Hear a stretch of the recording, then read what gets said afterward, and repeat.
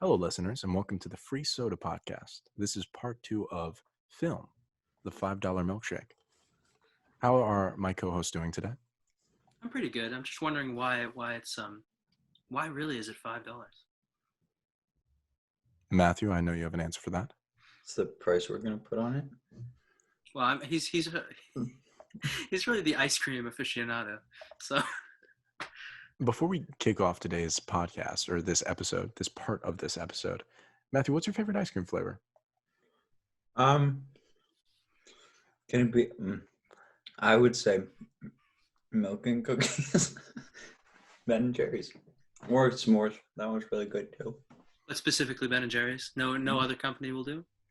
I gave you a general one if you'd like. What? Sure. Well, Ooh. you know, Ben and Jerry's has like its own flavors, like milk and cookies Ben and Jerry's, or the I s'mores didn't. Ben and Jerry's. I'm not familiar. Like I the don't know s'mores one. Ben or Jerry. Anyway, It's so let's quite kick good. off today's episode. We were talking about Pulp Fiction last time, I thought and it we're was going to Tom continue. and Jerry. Tom and Jerry? No. That's the cartoon with the moose and cat. Anyway, I think that's That a was whole a different mouse and a cartoon. moose. No. There's a different something. in What's the Bullwinkle. plural of mouse? I mean, Meese. moose. No, what's his name? Something in Bullwinkle. You know the one with the. Oh, Rocky and Bullwinkle. Simon and Yeah, Garfunkel. Rocky and Bullwinkle. Well, Garfield. Okay, anyway, Pulp Fiction, Quentin Tarantino. Let's open up today by talking about Tarantino's violence. I know that was a topic we didn't really get to last time, and let me first start by saying this. I know Matthew's seen *Inglourious Bastards* and maybe a few other Tarantino films. I'm not sure about you, Harold, but do you think the films would be of the same caliber and quality, even though those words are kind of the same thing, if the violence was omitted? Well, it's tricky because this is what Harold brought up in part one of this podcast, which is that there's part of Tarantino's style is the sentence the sentences.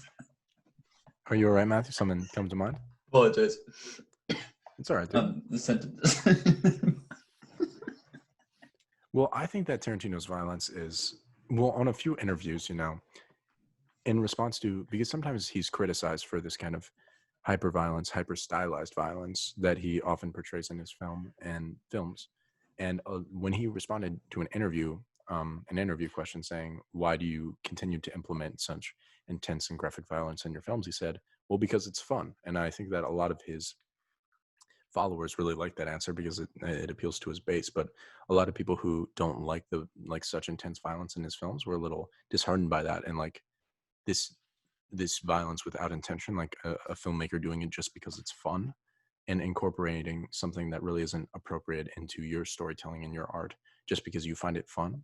And I was wondering if you guys think that that's an acceptable response. I know, Harold, you're familiar with art and storytelling, and these implementations of things that are kind of socially unacceptable or socially inappropriate for a wide range of audiences. Do you think it's okay to implement things like maybe, like, for example, Tarantino violence or nudity, these kind of inappropriate things into stories just because they're fun, quote unquote?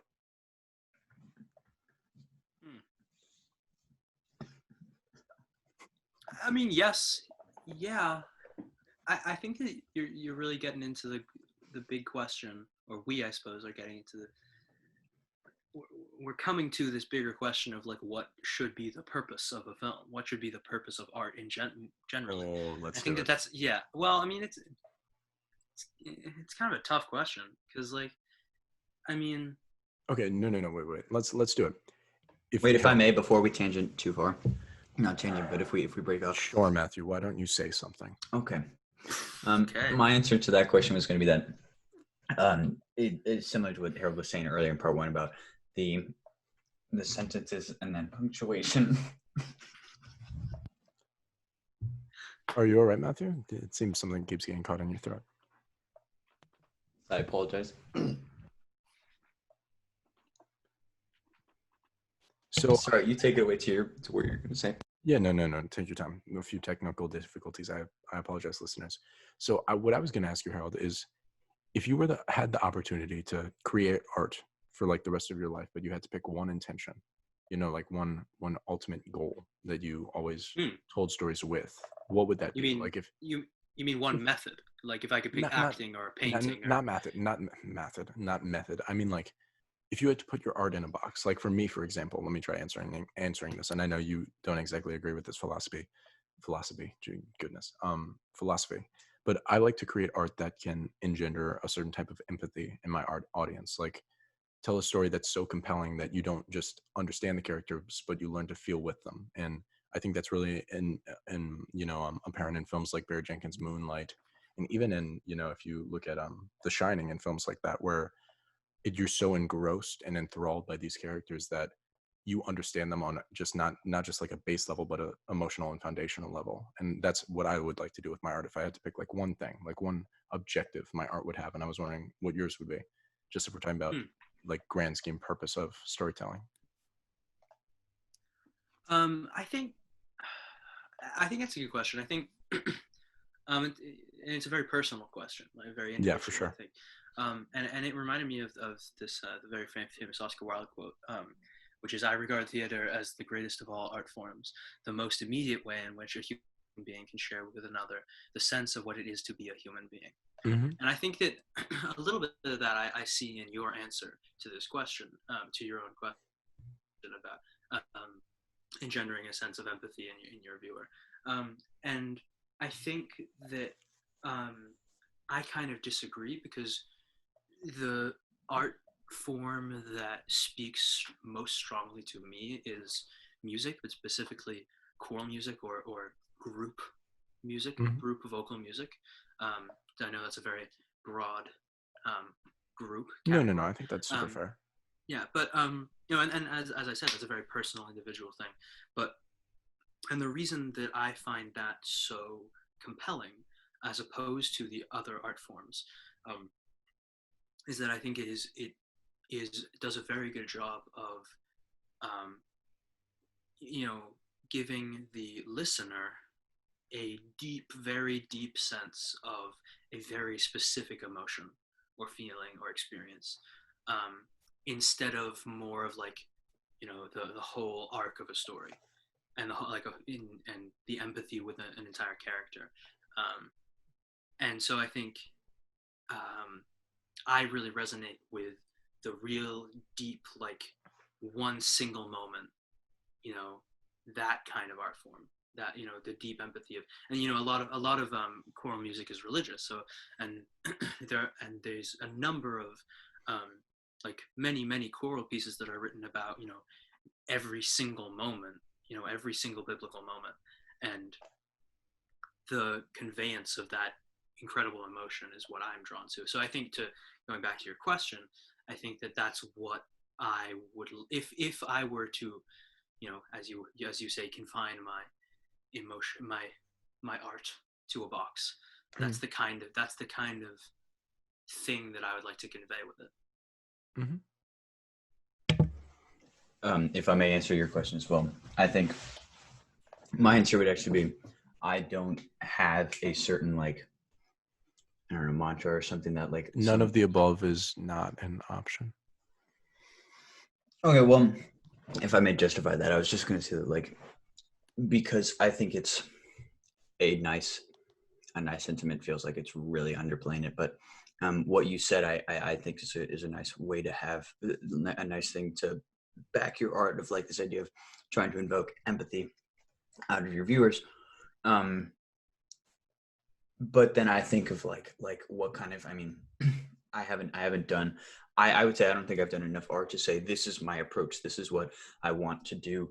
And then I think also the other thing that comes to mind is like doing something comedic. Like I would be open to that. I don't know that I'm particularly skilled in that yet, nor have I like done a comedic like acting thing. I mean, well, I've acted in some shows that have comedic parts for them for sure.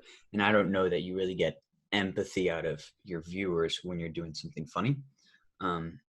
So that alone for me makes it difficult for me to say, like all the art I do, is me trying to get empathy out of the audience for that reason. Cool. Those are good answers.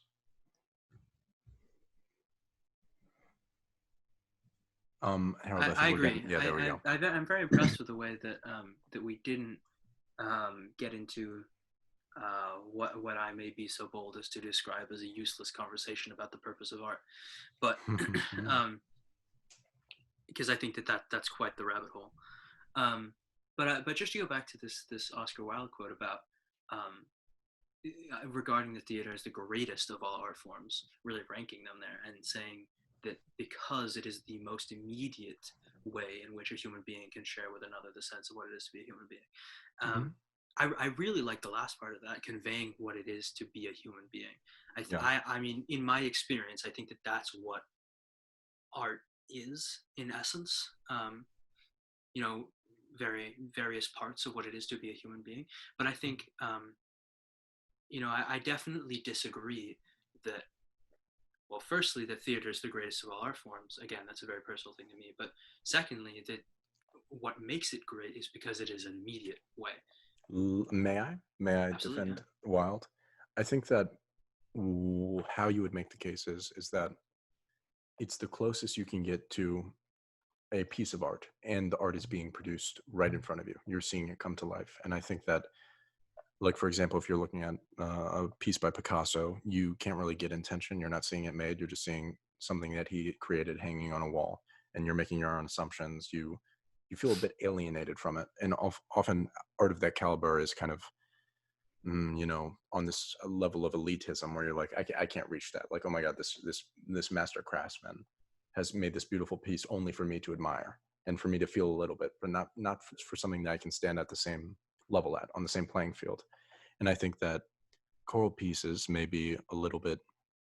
Yeah, I do really agree with what you say about choral pieces, and I think they're super immediate, and I think that they're a good, something good to play in contrast to acting. But I think that the main point he's getting at is you're seeing a human being produce art live right in front of you immediately, and I think that it's very easy to receive and understand emotion when you're interacting with a human like I would with you or Matthew, and not only that, but it's the words of a playwright coming through them, but it feels inorganic. It feels like this real connection, this real conversation. And Mm. that's why I think he uses the word immediate. Yeah, I was gonna say, I think to defend, I guess, the value of, of choral pieces is part of I think what makes music such an art form is we also have this like involuntary response almost to music. That's like, I don't know. I don't really know the science of it, but like I assume it's this biological thing. Like if you think of like how much we enjoy just like harmonies and melodies and just simple notes. I mean, when you think about it, like what it truly is, just changing in frequencies and what all that. Um, and and so it's interesting because it's, I don't know, it's a very different response. I mean, because seeing theater, like you said, Samuel, a lot of the value of that is it comes from you're emulating um human interactions. It's more like, I don't know, I'm struggling to articulate this whole, but like what you said of, it's like it's addressing what it means to be human, and especially in Tarantino's films having these like very simple human interactions, but the value of music comes from like this more biological thing that's sort of wired into us, that like means we can't help but like enjoy a lot of the music, what these sounds that we hear. Yeah, I think something that Samuel said and that Matthew you picked up on there that surprises me is how Samuel you were I suppose defending his quote and saying that talking about the value of the immediacy of conveying of the emotion um, and it's interesting because earlier we were talking about how the distinction between live theater and film is that you lose some of that connection, you lose some of the live, the raw Mhm. connection. So Yeah. so if Oscar Wilde isolates that raw connection as the singular reason that makes theater so great, Mhm. what does that say for film? Oh, let me do this one. There are some caveats for film. You lose some. You don't get to see it live. It's not immediate. You're alienated from it, and sometimes there's elitism to it. But film is a culmination of imagery, sound, emotion, language. It's all the arts bunched into one. And when you're functioning at this like very poised, elegant, like compelling frequency on all those levels, when you have a beautifully composed score that complements your cinematography and a performance that is striking and riveting and making the audience feel drawn into the humanity of the script, and all of that comes to life at once, I think you do get the pinnacle of art personally. And that's why I want to pursue film. And a lot of people would disagree with that because, it can just be a movie and stuff like that. But I think that film overcompensates by using everything that it doesn't have to its highest ability on a grander scale than you would with only a choral piece or only a play. And when all of those arts come together and function in function, if they when all the aspects of a film come together and benefit each different aspect in a different way, I think you get this like very, very, very fine, tight human art that is hard to beat. Yeah, I could agree with that if anything because of you're right, and I was going to say this earlier, so I guess this is like a nice segue into my point that like the influence again, the influence that music has on us emotionally is just like undeniable in that.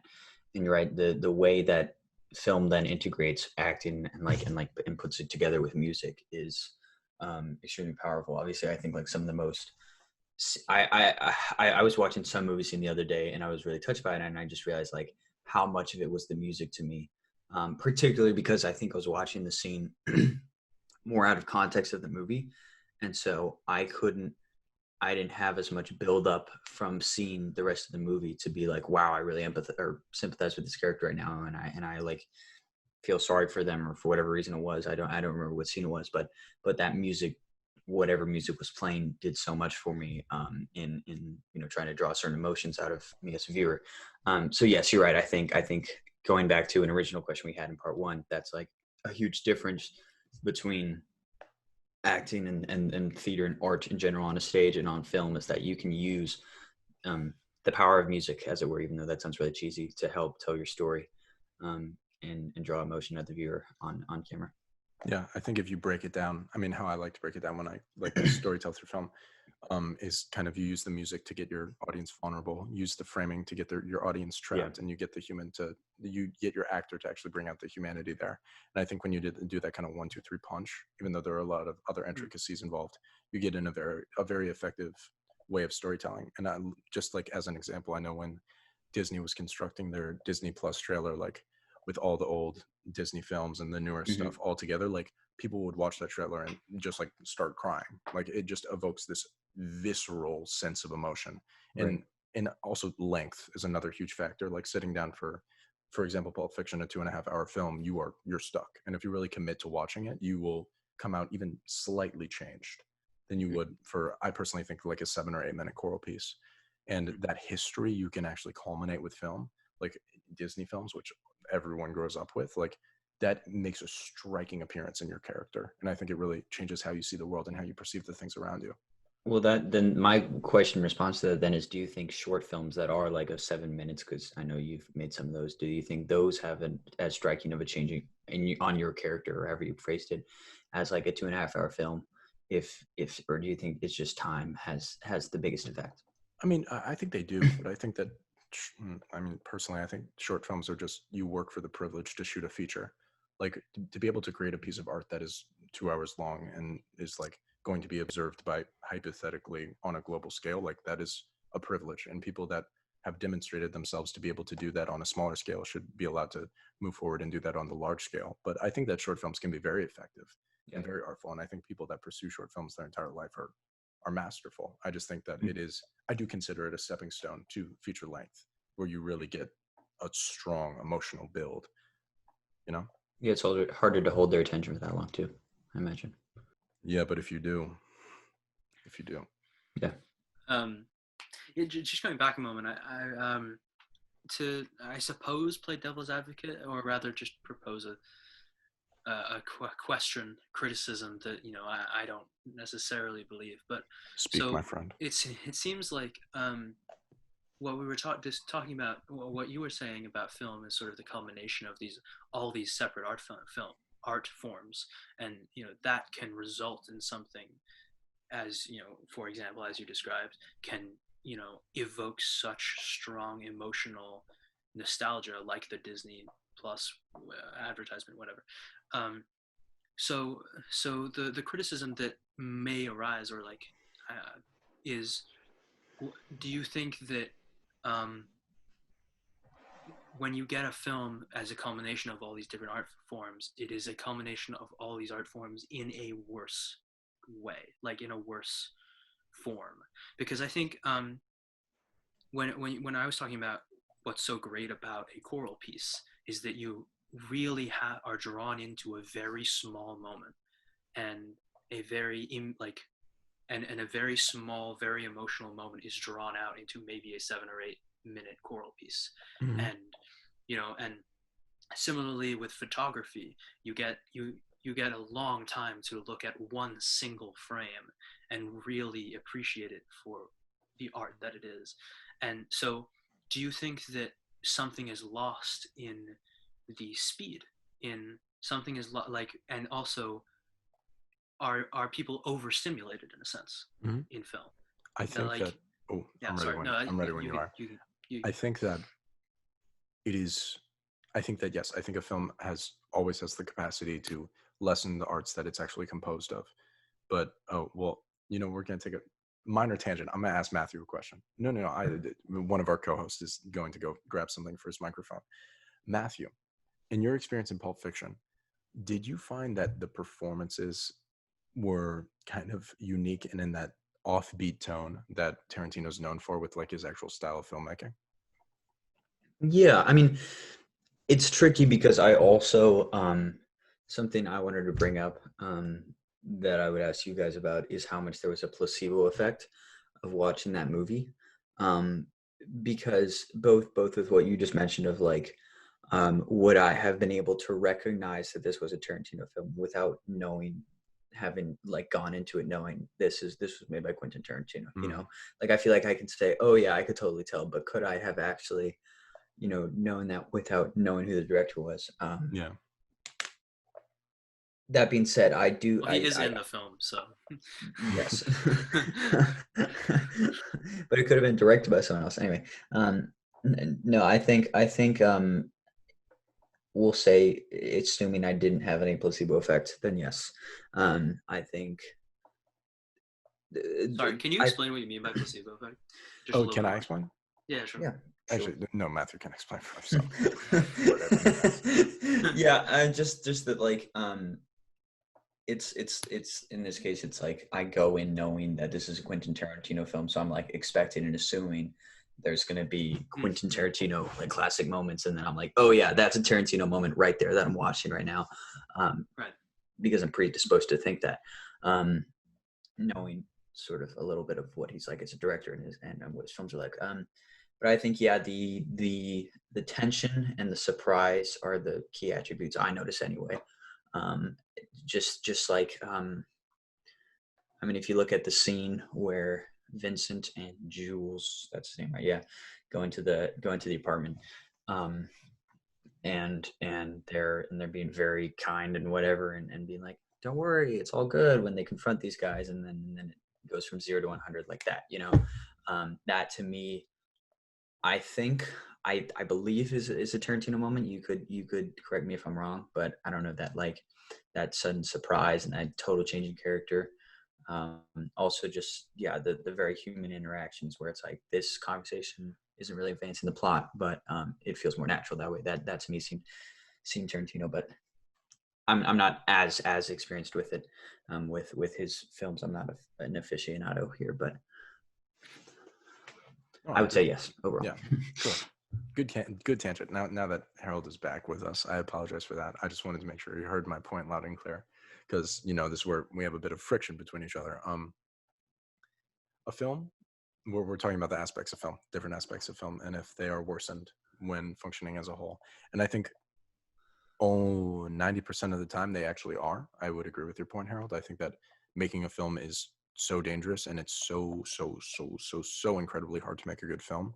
And films are made by uh, over 1,000 people most of the time. I mean, that's hard to say. Films are made by a lot of people. A lot of work goes into making a film, a lot of different artistry, costume design, set design, scoring, cinematography, acting, oh god knows, Makeup, coloring, so many makeup. things, so Yeah. many things. And I think that making a film is great risk, because you run the risk of mediocrity and being subpar, but I think that it's so hard to articulate. I think that a perfect film can be better than any perfect form of art. Though I do think film is incredibly dangerous and Interesting. it's a very tight line to walk, you know? Maybe sort of because you're like accomplishing multiple things at once rather than one Yeah. thing. Yeah. It's like Yeah. writing and producing the perfect song, giving your best performance, shooting the most beautiful photograph in the world. Like when all that comes together and functions in harmony, you have the capacity for something that I think exceeds other mediums for art. I completely agree with you. Now it's interesting because I will say that like film is unique because you sort of have, given the nature of it, of like you can do takes and you can go back and redo stuff. I think when you agree that it's like it's sort of easier to try to get that perfect film. If like a choral piece, you can, I guess you could record a choral piece a few times, but well, if you're in performance, then like that's it, you're done. Or if you're doing a live stage performance, that's it. And it means also can like accidents can happen or whatever, or you feel like you did what you think is a subpar performance and you didn't do it as well. Whereas with a film, you can do multiple takes until you like really get the right one. So I don't know. I guess that was just a point to say that like in some ways, film might be unique in that like yes, I think it's one of the highest accomplishments to achieve that like perfect film, but it might also be easier because it's less in the moment and you can go back and redo it. Yeah, that's true. And I also think that another funny thing about, sorry, Harold, the perfect films, which I think there may be, I don't know, 15 of, that it's really hard to make a perfect film when it's made with, a lot of intention. I think the best films in the world are made therapeutically by their storyteller, like their primary storyteller or their story crafter. And I think when you make a film kind of like, I want to make a film that is elegant and does X, I think that that's a dangerous line to walk down. And I think that's where films are like most vulnerable as a form of art. And I think that they function best, unfortunately, for me at least. I personally think it's unfortunate, but films function best when they are, their storyteller, their primary creator, working through his own like inner demon or reflecting on something or reflecting a piece of himself. That sort of reminds me, tiny bit relevant, that what we just said about how a film does best reminds me of a quote that Ryan Johnson said in an interview. Knives Shout Out. out to Ryan Johnson. Yeah, shout out to Ryan Johnson. He directed Knives Out, right? And which was very well done. Great film. I'm trying to remember what the tomato meter score on that was. It was high 90s, but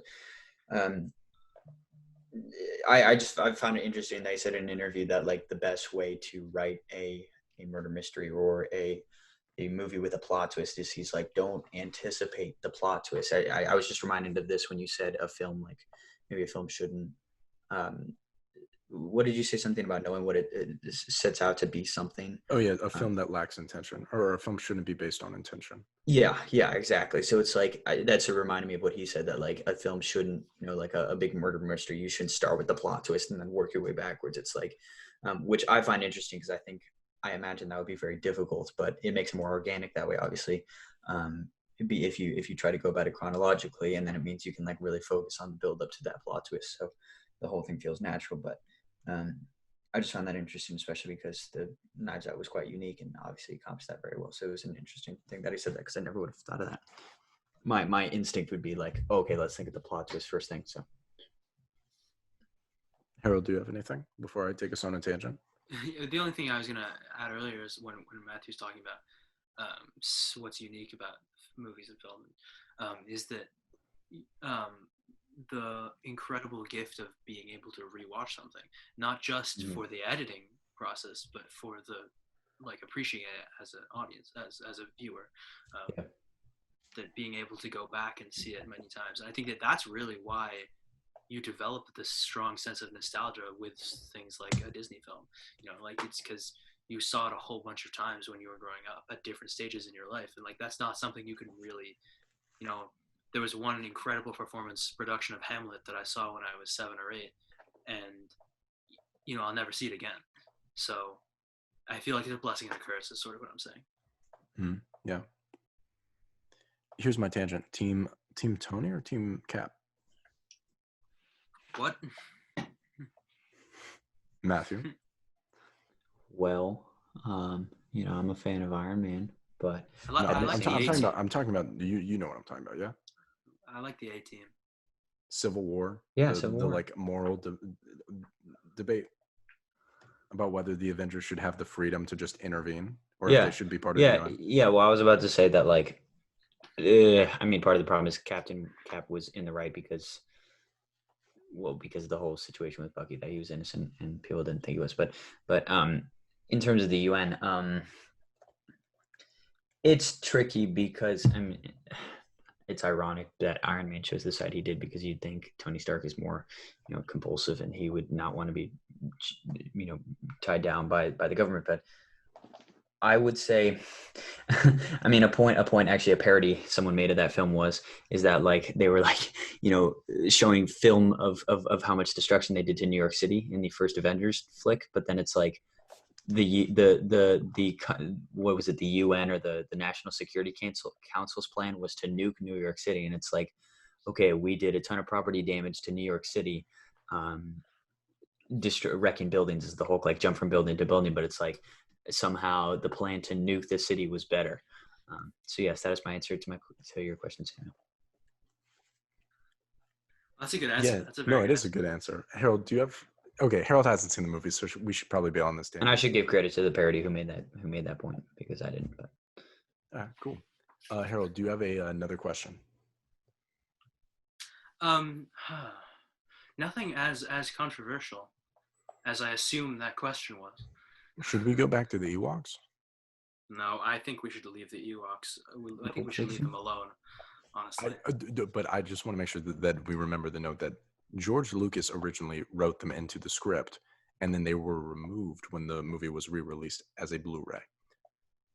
So I'm just saying, what? How? they edit them. They edit out the Yub Nub song. Oh, I thought you were talking about the entire species of animal. No. Yeah, you said Ewoks. I was like, they're a lot of the plot I was insinuating. I just think that, editing is a lot of power in a film. You pick and choose what the actor does, how we perceive the actor. You get to see different takes, and we don't even really need actors after lots of editing. Yeah, man, and no. Actually, wait, that is a big moral question. Did you guys read about this, about how movie corporations, I don't know, that's not how it should be said, have been doing a 3D scan of actors, so that in later years, because Samuel, you guys should both know, sure. You guys both you saw Star Wars 9, yeah?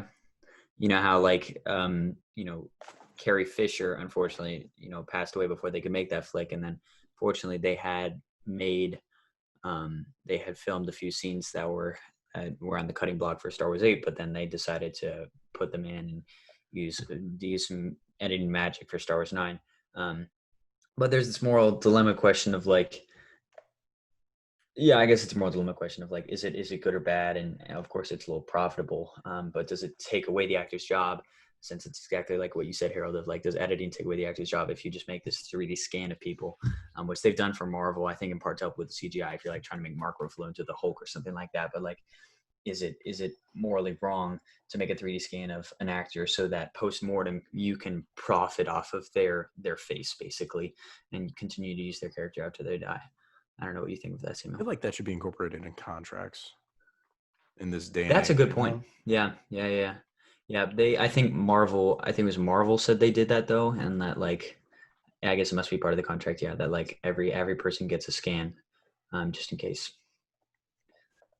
But yeah, man, because the CGI for Leia at the end of, what was it, Rogue One was not great. Yeah. Oh my God, do you remember the end of Rogue One where Darth Vader comes in there and he just ruins everyone's career? That ending is insane. You remember that? That was torch. Oh my goodness. He comes in and then he throws someone on the building and Someone's open the door. Yeah. And then he tosses someone on the ceiling, holds him there, and then comes over and swings his lightsaber. So I have a question about Pulp Fiction. What did you think about? Oh, I like Star Wars. Well, we did say that we were going to talk about Pulp Fiction. Oh, really? We want to be honest, as filmmaking goes. False advertising is not good. Pulp Fiction, film, the $5 milkshake. All right, Harold, let's keep going. I'm sorry for that. So, Oh, should we address the elephant in the room? I agree. All right, so we're not gonna get into like super hype. Anyway, so we're not gonna get into like super high detail about this, but Matthew, honestly, do you want to take away this section, dude? Yeah, of course. I was gonna ask about Pulp Fiction. What you thought of the relevance of the burger scene? You know, The very first scene. Yeah, the I burger think- scene. No. Why a burger? Could have been any food. And Well, I guess this is part of the It's genius. American. Big Mac. It's American. true. Like No, that's true. Tarantino is American cinema, which is it's a Well, little he's a weird person, that he. so it's kind of. All right, you know what I mean by that. He Americanizes everything in his films, and he goes for that. He shoots for all that like hyper nationalism. And I mean, the elephant in the room for me wasn't the burger. It was the scene with Bruce Willis, the weird one that like is the crux of the film. And I was wondering, do you guys think that's like? I honestly think that could be omitted. You know, like it could agree. it could be done in a different way. Like it's very saturated. You know, Well, what would you? I mean, what do you I think would do it a little bit it more added to the dry. film? You know, What do you think that it added to the film in the way that it's done now? I mean, it definitely makes the audience uncomfortable, which I guess it's an aspect of things. Or does it even? It's striking. I really don't know. I don't know, man. It is peculiar. I mean, it is a resolution to the conflict between Marcellus Yeah, it is. That's true. and And I think Tarantino also likes to do things. He's like, let me do something that no one would expect me to do on scene on the screen. Like in Kill Bill, ooh, I'm not cultured. In one of the Kill Bills, there was a scene that was so violent that they wouldn't let him release it to theaters unless he made it black and white. So one action sequence of the film is slowly fades into black and white, and then it occurs in black and white. So he like really likes to like push the bar of what is okay to put on screen. And I think that's Tarantino just kind of pushing the bar again.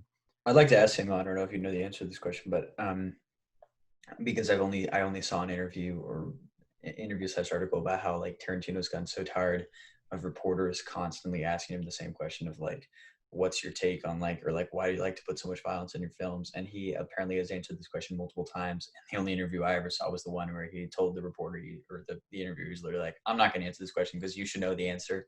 Yeah, like, no. I talked about that in the first episode, or maybe at the beginning of this one. He usually responds with, "It's just fun." Like, you know, directing is a privilege, and once you earn that privilege, you kind of have the right to choose what you want to throw into your stories and how you want to tell them, especially when you are the writer and director. And I think that, you know, he just enjoys it. Like you have this infinite canvas with film, and he's like, okay, I really want to make it like bloody, gory, and exciting, and just crazy, something that you don't encounter in your everyday life. And and for him, that's fun, and that's his response. And I think he's just tired of being asked about it. Yeah, And totally, everyone has the right to disagree with that. Like, it's very intense, and it's a lot for most people. And like, if you've seen the end of Once Upon a Time in Hollywood, it's absurd, especially in high definition. So, you know, but if he thinks it's fun, he's the game master. I think this comes back to something that we were talking about in a previous an actual previous episode when we were talking about books and what makes a classic a classic. So I think that's a big question I have is I think that Pulp Fiction is definitely seen as in some senses a classic for whatever its genre is. And and so is Quentin Tarantino. He's somewhat of a legend, and so I think so I suppose my question is why? Why do you guys think that this film, this director, but this film specifically is so highly regarded as a classic? Samuel, you're the film aficionado, so I want you to No. But let me go last. It won't be fun when I say it. It will just be bland. My answer is I'm not sure, and I guess to answer a question with a question isn't great, but to piggyback off that and provide another question is I was thinking as I was watching the movie, same sort of placebo effect of like, I don't know, going into the film knowing this is a Quentin Tarantino film. I can see how this is a Quentin Tarantino directed movie. I can see all the things that are very like Tarantino-esque.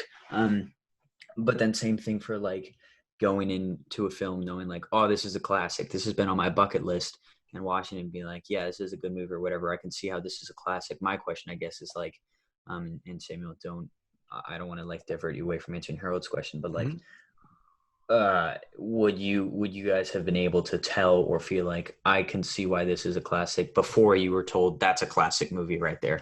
You know, like I feel like I definitely got a placebo and like a predisposed opinion of the movie going in, knowing that like this is a well-regarded movie. You're asking me, would I consider a classic just on first view with no bias? Yeah, or like, do you think your opinion would have changed to the movie if you had gone in not knowing that this is like a very well-regarded film and it's considered a classic? I mean, I try to abstain from like the bias and you know, like the term classic is all you know, just like culture wise. Fugazi. Yeah, fugazi, you know, pixie dust. But What? don't worry about it. Okay. Anyway, sorry, Oh, no. forgive me. Yeah, it's really hard for me to answer that question. I think that I would be able to see it as a very distinct and special film, but like classic, it's you know, it's hard to say. Subjective. Subjective, yeah.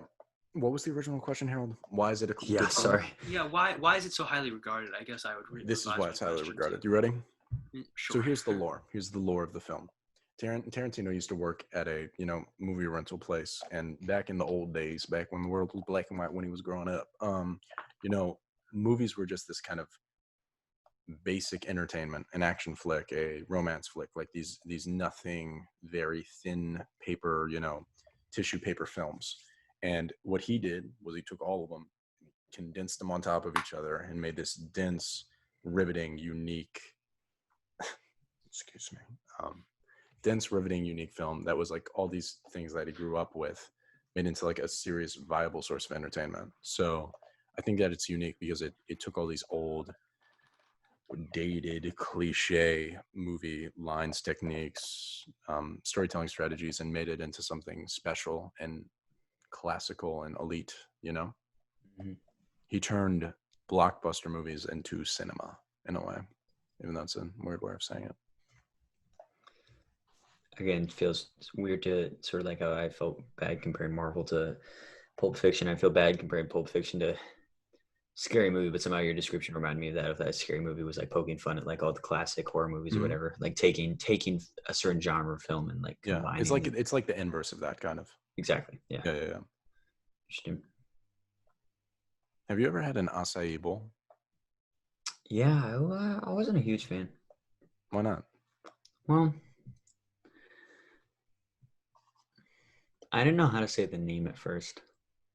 And the taste was like, I don't know, it didn't commit to being tart. It wasn't quite Really? purely sweet. I've often had the experience where my acai bowls are too sweet. Maybe we have Yeah. been having different It was acai. like it's like sort of like you ever had like a super soft blueberry and it's like it's sweet, Yeah. but it's not like a good sweet Yeah. I know what you're talking like about. that. Yeah, Like kind of that kind of rotten sweetness. I guess. Yeah, Yeah, it's yeah, like yeah. that for me a little bit. It's like a slightly overripe mango. Exactly. I All have right, here no we go. idea Here we what go. an You get to acai pick bowl is, one but it's cake. okay. One cake, and it's the end of the world. You get one cake. What's the Do cake? cheesecakes count? Oh, they do. For this, they do. Wow, this is a tough question. Let me think for a minute here. It probably is a cheesecake, honestly. But it has to be. Should we omit cheesecake then? I kind of think we should. Okay, because I also want to say cheesecake. Let's omit cheesecake then. We're talking in the realm of a very, a bread cake. Mm-hmm. Yes, Yes. exactly. Oh, I think. All right, let's say you have. I'm counting down from 10 on my fingers. Y'all can't see it, but it's happening. Okay, you could also just say it out loud. All right. You know, numbers 10, numbers can be vocalized. 9, 8, 7, 6, 5, 4, 3, 2.5, 2, 1.75, 0.63. Oh, 0. Matthew, you're up. Licorice. Ooh, boy. No. There we It's tricky to say because I realize I haven't had like a good cake in a while. go. Mm. Now quarantine's really put a foot in that door, as it were. But That's a good sentence, friend. no, I don't know. I can't remember. Like, it's easier to say what food preference you would be if you've had like a really good experience with it and be like, oh, I remember that. I want to have that again. And I can't remember having a great cake, for a little while. They've all been sort of like mediocre, like giant store-bought sort of thing. So All right, okay, but you got to break it down for us. Just give us like a type of cake. I'm thinking like something you get at a nice restaurant sort of thing, like Interesting. I like cake that you can get at the restaurant. I like a cake that's made by someone who knows how to make cake. So, like, do you want like a German chocolate, a coconut, a salted I do caramel? really like coconut. Yeah, I wouldn't want it to be a dense chocolate. Pistachio is I'm really not good. a fan of like a fan of like dense dark chocolate cake. I would something like light, like caramel coconut. What I would do. No, let me break this cake down for you, and then Harold can go. You have a nice, light, fluffy cake. Then you have a very subtle vanilla buttercream icing. Buttercream. And then thinly sliced strawberries. If you're Harold. Right there on that layer. Then you add. Well, you just said the same word twice in the exact same word. Can you say it for me? Strawberries. There we go. And then you add another layer of vanilla cake. And then on top, you do your vanilla buttercream. Say it for me again. Strawberries. Yeah. And then you do on top of that, strawberry icing. Very light pink strawberry icing. Subtle. It more of just like an accessory, I put some white chocolate shavings on that. I have this very goodness. When you like think of a certain food, some like really strong foods, you can like almost remember the taste. Yeah. I get that with buttercream frosting in part because there's this recipe of cake that I had growing up for each birthday, and it had like a very strong buttercream icing. So I don't know but maybe if it's like a light buttercream frosting. Harold, you're up. It's just been a long time since we were talking about Pulp Fiction. No. We're about to close out. This is how we're ending. Is it? Actually, is it? no, Okay. it's not. This is our last tangent, and then I'm going to end it properly. But tell us your favorite type of cake. Well, I don't know. It's a tough question because as I was saying, I think pistachio is really good. But a pistachio cake, it's just pistachio ice cream. Ooh, but I'm not sure about cake. An almond cake actually is really good. Those can be delicious. I do agree with that. I really like marzipan, so that can. Have you guys had the Ben and Jerry's pistachio ice cream? I have never been to Ben and Jerry's in my entire life. On a cake tangent. We cannot incorporate ice cream. Well, we talked about pistachio ice cream. It was merely a mention. Harold, here we go. On the spot, hot seat. Another question. How do you differentiate between a tangent and a mention? What? Never mind. Harold. Okay, here we go. This is how we're going to close out our episode on film. On film. Okay. So, what's your favorite movie of all time? I had a different thing. All right. First, we'll do Harold's. Go for it, Harold. Oh, I'm answering my own question first? Yeah. Well, because you guys already know this. My favorite movie is actually About Time. There you go. Great film. Matthew, you're up. I think you asked me this question like a few weeks ago, and my answer was, Pulp Fiction? No. You said Prisoners, I think. No, I said I don't even know that film. Which I feel like I should. Didn't you say Prison? Oh, okay. I said oh my gosh, I can't even remember right now. What is it? Hugh Jackman and Christian Bale and Scarlett Johansson. The one with. That's called Prisoners. Holy cannoli! You go, Samuel, and then I'll remember it in like 3 seconds. With Jake Gyllenhaal? No Jake Gyllenhaal. It has verbal retrieval. Good. The goodness. Fighter? No, the science fiction one where it involves magicians dueling. The Prestige. The Prestige. Percy Jackson. Oh, okay. All right. Prestige.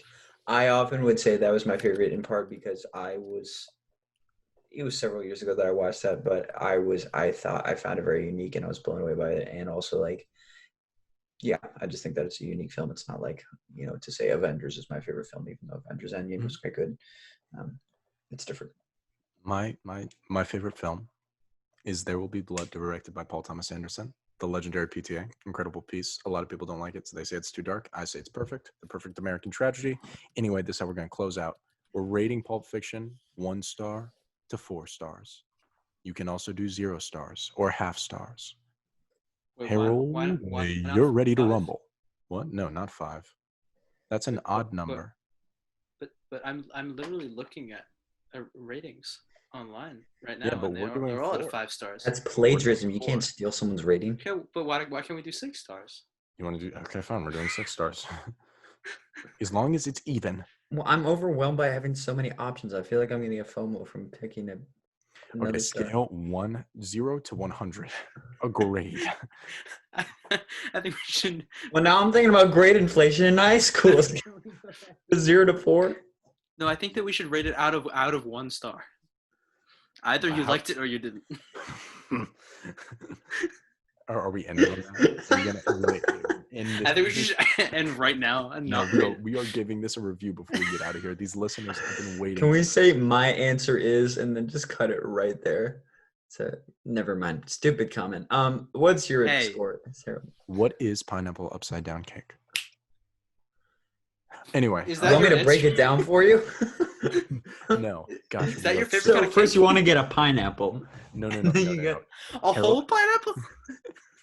Well, if you want the best kind of cake, yeah, because you want the best slice of pineapple in that pineapple. So I would give it 1 star. Out of what? Out of 100?